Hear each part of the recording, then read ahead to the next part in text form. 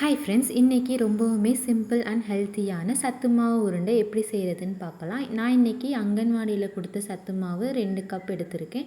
கொஞ்சம் போல் ஏலக்காய் தூள் ஃப்ளேவருக்காக எடுத்திருக்கேன். இனிப்புக்கு நாட்டு சர்க்கரை 2 டீஸ்பூன் எடுத்திருக்கேன். ஆல்ரெடி சத்து மாவுலேயே கொஞ்சம் இனிப்பு இருக்கும். கொஞ்சம் போல் நெய் சேர்த்துட்டு தண்ணியை நல்லா கொதிக்க வச்சு எடுத்துக்கலாம்.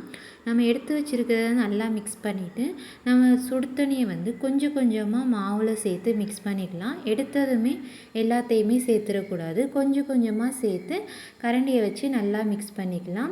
ஸோ மாவு நல்லா உருண்டு வந்ததுக்கப்புறம் நம்ம கை வச்சு நல்லா மிக்ஸ் பண்ணி விட்டோன்னா நம்ம கையில் ஒட்டாமல் சூப்பராக மாவு நல்லா உருண்டு வந்திருக்கும். இதுக்கப்புறமேட்டு நமக்கு தேவையான சைஸில் உருண்டை பிடிச்சி வச்சோன்னா நம்மளோட ஹெல்த்தி அண்ட் டேஸ்டியான சத்து மாவு உருண்டை ரெடி. ஈவினிங் டைமில் நம்ம குழந்தைங்களுக்கு செஞ்சு கொடுத்தோன்னா குழந்தைங்களும் விரும்பி சாப்பிடுவாங்க.